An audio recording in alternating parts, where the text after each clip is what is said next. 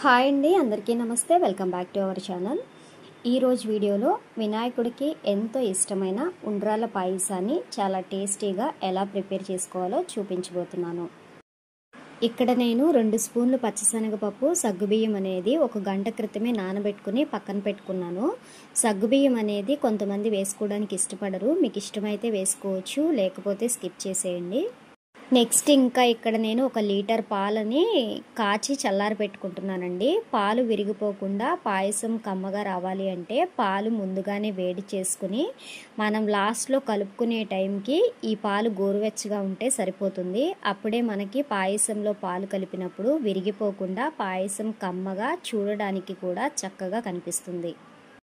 Next ఇప్పుడు 1 cup బియ్య పిండిని తీసుకుని పక్కన పెట్టుకుంటున్నాను. తర్వాత పొయ్యి మీద ప్యాన్ పెట్టుకుని నేను తీసుకున్న 1 కప్పు బియ్య పిండికి 1 కప్పు వాటర్ అనేది యాడ్ చేసుకున్నాను. 2 టేబుల్ స్పూన్ల బెల్లాన్ని కూడా యాడ్ చేసుకుని మనం ఉండ్రాలు తింటున్నప్పుడు వెగటు రాకుండా ఉండడం కోసం 1 చిటికెడు సాల్ట్ కూడా యాడ్ చేసుకోవాలి. బెల్లం మొత్తం కరిగిన తర్వాత మనం తీసుకున్న బియ్య పిండిని కూడా వేసి మెత్తగా 5 to 10 మినిట్స్ వరకు ఉడికించుకోవాలి.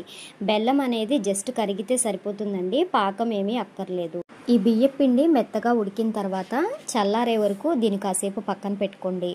ఇప్పుడు మనం ముందు 1 కప్పు బియ్య పిండి తీసుకున్నాం కాబట్టి దానికి 3 కప్పులు నీళ్లు పోసి మనం గంట ముందు నానబెట్టుకున్న సగ్గుబియ్యం, పచ్చిశనగపప్పుని 5 to 10 మినిట్స్ వరకు ఉడికించుకోవాలి.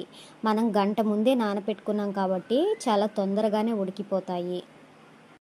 అవి ఉడికేలోపు ఇప్పుడు మరొక గిన్నెలో కప్పు బియ్య పిండికి మరొక కప్పు బెల్లాన్ని తీసుకోవాలి. స్వీట్నెస్ ఎక్కువ కావాలి అనుకుంటే కొంచెం ఎక్స్ట్రా అయినా తీసుకోవచ్చు. ఇప్పుడు 1 కప్పు వాటర్ అనేది పోసి పొయ్యి మీద పెట్టి జస్ట్ బెల్లం కరిగే వరకు వేడి చేసుకుంటే సరిపోతుంది. ఈలోపు మనకి పచ్చిశనగపప్పు, సగ్గుబియ్యం కూడా ఉడికిపోతాయి. ఇప్పుడు ముందుగా మనం ఉడికించుకున్న బియ్య పిండిలోంచి కొంచెం పిండి ముద్దను తీసి పక్కన పెట్టుకుని అందులో కొంచెం వాటర్ పోసి ఆ నీళ్ళని రెడీ చేసుకుని పక్కన ఉంచుకోండి. మిగతా పిండిని మెత్తగా కలుపుతూ రౌండ్ ఉండ్రాల్లాగా చేసుకుని వాటిని కూడా పక్కన పెట్టుకోవాలి. ఇప్పుడు మనకి పచ్చిశనగపప్పు, సగ్గుబియ్యం అనేది ఉడికిపోయాయండి. దీంట్లో మనం చేసుకున్న ఉండ్రాలను వేసి 5 మినిట్స్ ఉడికించుకోవాలి. ఇలా ఉడికిన తర్వాత మనం పిండి ముద్ద వాటర్ అనేది రెడీ చేసుకున్నాం కదా, ఆ వాటర్ కూడా ఇందులో వేసి అలాగే బెల్లం నీళ్ళు కూడా రెడీ అయిపోయినవి మనం వడగట్టుకుని ఈ బెల్లం వాటర్ కూడా వేసేసి మరొక 5 నిమిషాలు ఉడికించుకోవాలి.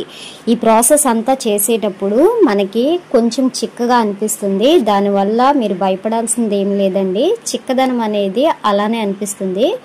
లాస్ట్లో మొత్తం చల్లారిపోయిన తర్వాత మనము 1 కప్పు పాలు అనేది యాడ్ చేసుకుంటాం కాబట్టి అప్పటికి బ్యాలెన్స్ అయిపోతుంది.